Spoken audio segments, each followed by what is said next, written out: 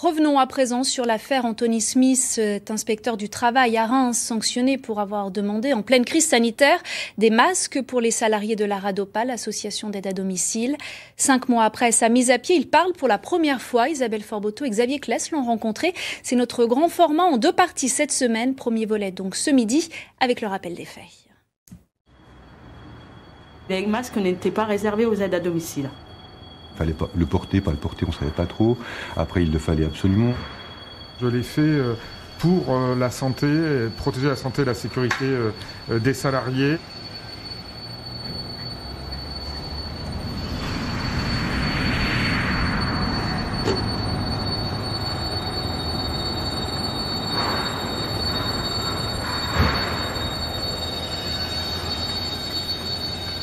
Le 17 mars midi, je suis sortie, moi je quitte vers 13h30 d'habitude le mardi, et je suis sortie dans la rue, et de voir personne, parce que c'était vraiment respecté, je me suis sentie comme un vide, seule au monde, et un vide total, et ça m'a mis une angoisse terrible.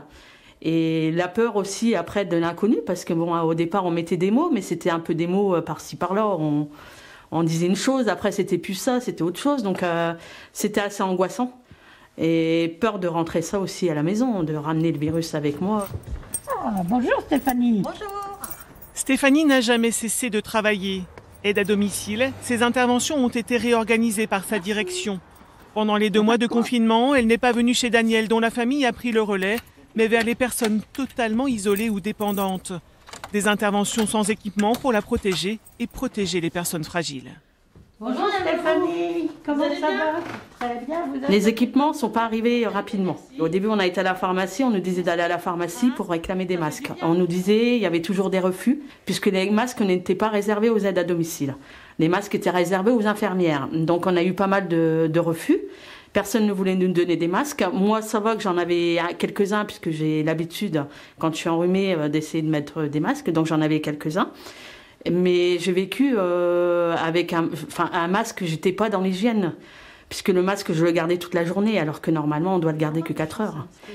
Et question de ça, on avait la responsable et monsieur le maire, le directeur, qui essayait de leur côté de se battre pour essayer d'avoir des masques. Dès la mi-mars, les représentants du personnel de la RADOPA, l'association d'aide à domicile où travaille Stéphanie, alertent l'inspection du travail. Anthony Smith, inspecteur de la circonscription, se saisit du dossier. Durant 1 mois, il essaiera de travailler avec la direction de la structure pour faire respecter le code du travail. L'inspection du travail, elle existait avant même la création du ministère du Travail en 1906 et elle a été créée pour corriger le lien de relation de travail où le salarié est subordonné vis-à-vis de son employeur. On n'est pas à égalité quand on est au travail. Il faut donc des lois sociales et il faut un corps qui contrôle ces lois sociales pour vérifier qu'elles sont respectées. C'était le sens des inspecteurs du travail et c'est la mission qui a été la mienne, comme celle de tous mes collègues et de tous les collègues de l'inspection pendant Covid, que de protéger ou de tenter de protéger la santé, les conditions de travail et la sécurité des salariés. Le 30 mars, la direction de la RADOPA écrit par mail aux représentants du personnel en précisant « Vendredi soir, il y avait sur le terrain 150 salariés pour 850 clients. Nous avons fait face, au tout début, à une absence totale de protection. Depuis, nous sommes en contact avec le CD 51. » C'est le conseil départemental de la Marne qui fournit donc les premiers masques. Ils ont demandé aux salariés d'abord de se retourner vers les pharmacies. Ensuite, il y a eu 3 masques de distribués. En début, 3 masques pour, on ne savait pas combien de temps, il n'y a pas de durée de données. Et à partir du début avril, à peu près, il y a eu 9 masques par semaine. La situation est arrivée à un point tel que les injonctions de l'inspecteur du travail, en réalité, nous empêchaient d'aller auprès des personnes les plus fragiles. Donc, effectivement, il a fallu demander à notre autorité de tutelle, qu'est-ce qu'on fait ? Il faut absolument, par exemple, porter un masque FFP2 à un moment donné où il n'y avait pas de masque FFP2. Il n'y en avait pas. Le 9 avril, le directeur de la RADOPA écrit à l'inspecteur du travail, lui notifiant la mise à jour du document unique intégrant le risque biologique lié à la Covid-19 comme étant mortel. Les masques FFP2 font donc partie d'une liste de 13 autres recommandations. Anthony Smith questionne, mais n'obtient que peu de réponses sur le nombre d'interventions, si l'employeur appelle les clients avant, si le client porte un masque, ou encore si des visières ou autres surblouses sont à disposition des aides à domicile. Le 10 avril, 4 salariés font valoir leur droit de retrait. 4 sur 150 travaillant encore. Donc vous avez l'exemple, c'est le dernier, c'est le précédent. On a eu beaucoup de contacts téléphoniques où elles étaient stressées, elles se posaient plein de questions. Mais de là à oser mettre le droit de retrait, la preuve, celle qui l'a faite, elle s'est retrouvée en arrêt maladie à la suite parce que tellement elle n'a pas pu supporter la pression qui a été faite. Les représentantes du personnel savent à ce moment-là que plusieurs clients sont décédés de la Covid-19. Quelques-unes de leurs collègues sont aussi contaminées. Quelques jours plus tôt à Lille, un inspecteur du travail dépose un référé au tribunal judiciaire. Il assigne une entreprise d'aide à domicile. Le référé est jugé et l'entreprise condamnée. Anthony Smith fera la même démarche à Reims. Il sera sanctionné. «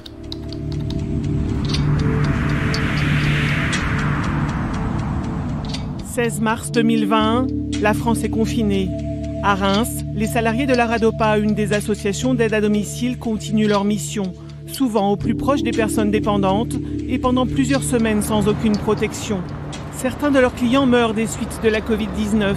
Des aides à domicile sont infectées et parfois hospitalisées.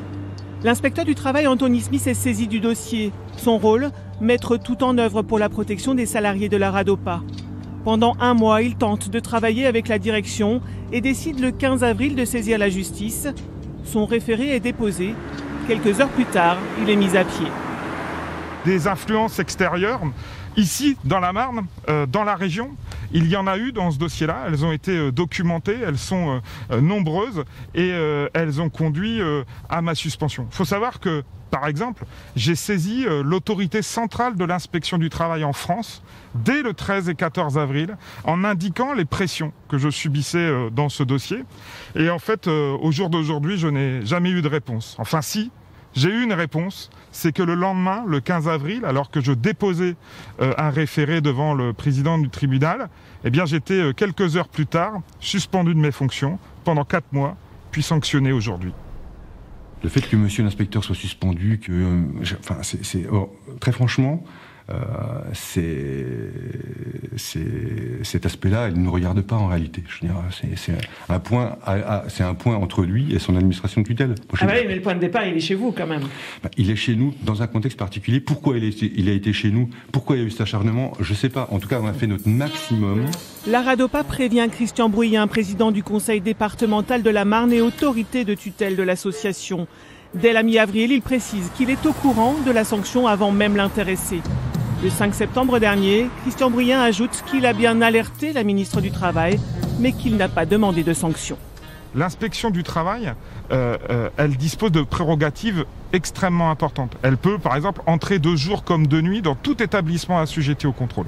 Et en contrepartie, elle est protégée pour ça. Elle est protégée par une convention internationale de l'Organisation internationale du travail qui dit que les inspecteurs sont indépendants de toutes les influences extérieures. Des pressions, Anthony Smith en a reçu aussi de la part de sa direction. Il ne sait d'ailleurs pas que le directeur de la RADOPA et la directrice adjointe de l'inspection du travail de la Marne sont en contact. Ils échangent par mail le 11 avril. « Je considère aujourd'hui être harcelé par ce monsieur. Où en êtes-vous de la procédure le concernant ?» dit le directeur de la RADOPA. « Je regrette profondément l'acharnement de l'inspecteur. Je vous invite à mettre cette correspondance de côté », répond la directrice adjointe de la Directe. Une collusion dénoncée très vite par le comité de soutien à Anthony Smith. Des pressions, on a même des captures d'écran. On a des écrits qui montrent que le directeur de la RADOPA, la directrice du travail, le président du conseil général, ils se sont concertés en amont pour que Anthony, sa procédure soit coupée, fermée et qu'elle ne vienne surtout pas sur le bureau du juge. Depuis la mise à pied d'Anthony Smith le 15 avril, 8 syndicats de la Marne ont créé une intersyndicale. Des rassemblements devant les inspections du travail s'organisent. Paris, Strasbourg, Tours, Le Havre, Lyon, Toulouse. Partout en France, le mouvement s'étend jusqu'à l'Assemblée nationale. Vous sanctionnez l'inspecteur Anthony Smith pour avoir fait juste son travail de défense des droits des travailleurs. Il faut permettre que aussi la défense d'Anthony Smith, ça soit la révélation d'un continent qui est aujourd'hui invisible, celui des métiers à domicile qu'il a eu le courage de venir défendre, alors que d'habitude ce sont des isolés, ce sont des ultra précaires, ce sont des ultra fragiles qu'on ne voit pas du tout sur la photo. Donc je dirais que Anthony Smith et les auxiliaires de vie sociale, on doit continuer à les défendre de manière commune. Anthony Smith a malgré tout été sanctionné, il est muté. La ministre du Travail décide également de le limoger de son poste d'inspecteur. Un recours gracieux lui est adressé et elle décide dans un geste d'apaisement de reconsidérer la sanction. Le 9 septembre, alors qu'une nouvelle manifestation de soutien a lieu devant le ministère, Elisabeth Borne réintègre Anthony Smith dans ses fonctions d'inspecteur. Elle maintient sa mutation, mais dans sa région d'origine, à Bar-le-Duc. Par nature, il y a une indépendance de l'inspection du travail, donc les recommandations qu'il fait au sein d'une entreprise, ça relève de son indépendance. Il est sanctionné pour des motifs de non-respect de principes fondamentaux du service public, de continuité, de neutralité, de loyauté, mais je ne vais pas développer un cas individuel sur vos ondes. Voilà. Anthony Smith et ses soutiens continueront le combat jusqu'à la levée totale de la sanction. La démission vendredi 11 septembre du directeur général de l'inspection du travail, Yves Struyou, pourrait les y aider. Selon nos confrères de la presse nationale, Elisabeth Borne aurait précisé que le rapport disciplinaire rédigé contre Anthony Smith serait ni fait ni à faire, désavouant ainsi le patron de l'inspection du travail. La sanction contre Anthony Smith semble avoir de moins en moins de sens.